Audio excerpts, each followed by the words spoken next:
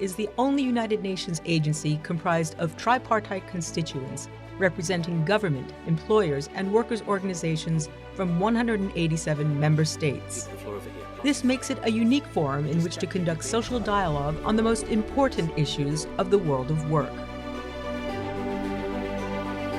For 100 years, the International Labor Organization has worked with its constituents to protect the rights of workers around the world.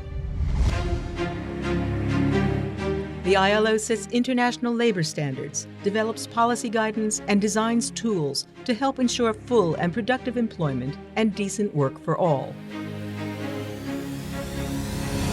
Since the ILO's founding, the office and its constituents have set an ambitious social agenda which relies on strengthening economic security and equal opportunity, leaving no one behind while fostering a culture that protects workers' rights and nurtures their aspirations. This work is based on social dialogue, which promotes participation, fairness, and legitimacy, and ensures that solutions found to complex problems in the world of work are durable and sustainable.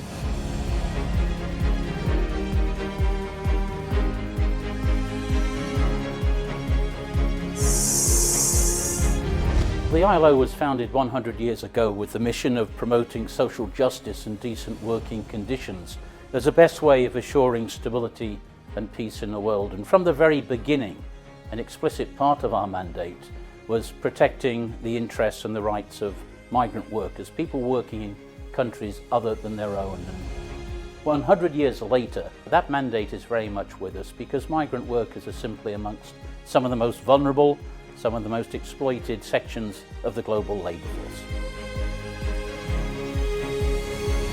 According to the ILO's most recent global estimates, migrant workers account for 164 million of the world's approximately 258 million international migrants, or 70% of all working-age migrants. Women make up nearly half. Migrant workers vastly contribute to growth and development in the communities of their destination, as well as to their families and communities in their home countries who greatly benefit from remittances which support livelihoods, health, and education.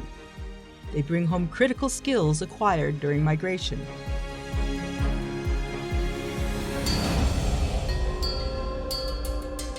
Yet, migration governance globally is complex and fragmented, and significant challenges remain, including rising xenophobia and racism and inequality in the workplace.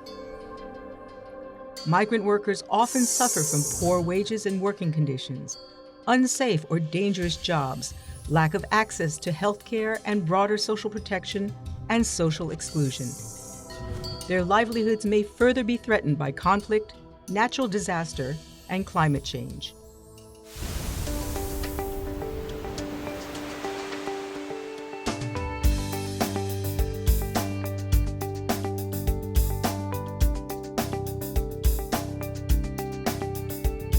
Fair labor migration frameworks that include safeguarding fair recruitment is a way of recognizing migrant workers' human potential and is a key part of ensuring fulfillment of the United Nations 2030 Agenda and Sustainable Development Goals.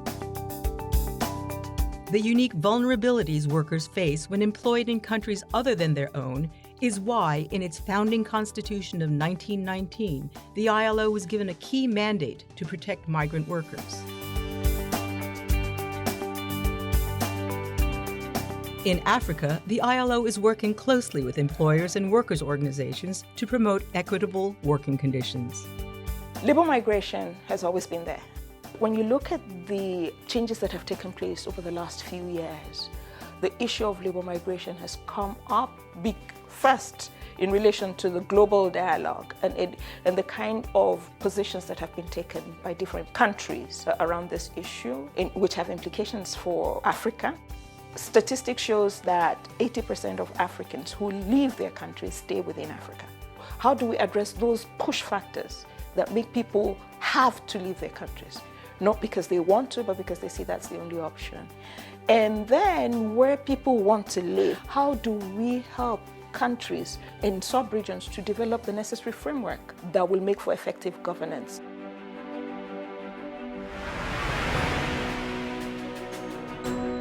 We're creating new data in order to help dispel some of the myths that there's this crisis of people moving. In fact, people have been moving since time immemorial, and people move because they're seeking better livelihoods. So we try to work at the drivers of this migration where it's unwanted and where they don't have to be forced to move. And that also means working on issues of resilience and adaptation for some communities, creating jobs, creating opportunity. When they do move, they need to be protected. The ILO is using a hands-on approach to support refugee workers as well as host communities find opportunities for decent work in countries like Jordan. الدراسة التي قامت بها منظمة العمل الدولية مؤخراً حول ظروف العمل في القطاع الزراعي، طبعاً استهدفنا عينة من العمال وخصوصاً العمال السوريين في القطاع الزراعي، وأيضاً استهدفنا الحاصلين على تصاريح العمل لكي ندرس مدى أثر تصاريح العمل على ظروف العمل في القطاع الزراعي. ولكن هناك تحديات من أهمها هو عدم وجود أسواق للبضائع والمنتجات التي يتم تصنيعها في الأردن وفي الأسواق الأوروبية. The ILO works with its partners in solidarity. The history of business, the history also of labor markets is linked to migration. We cannot deny that.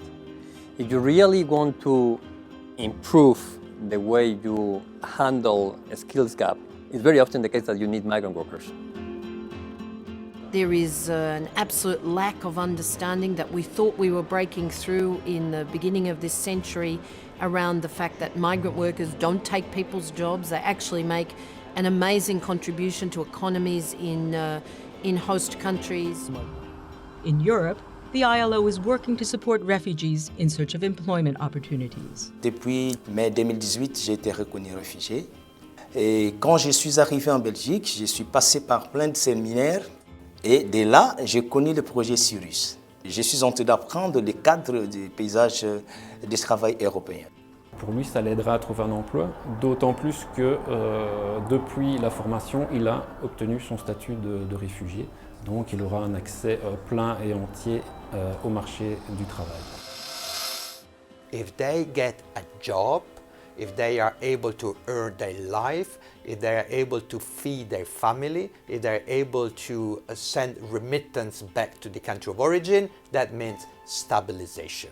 And it's incredible to discover the number of measures aiming at integration of migrants. The first problem is they're not coordinated. There's a lack of political framework around them.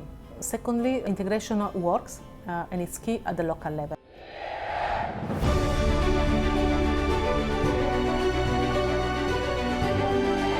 The first thing we all have to realise is that migration is going to be a very important, probably a growing part of the future of work. And that's not a bad thing, that's a good thing, because migrants can and do contribute enormously to the interests of countries which receive them and those from which they come. So we have to confront, I think, prejudice, anti-migrant feeling with the facts. And the facts are that migration is this very positive part of the future. And given that, it's our job to create this positive landscape for the future, where migrants both give and receive to the best of their ability and do form a part of this better future that in the ILO centenary we want to create for the world of work.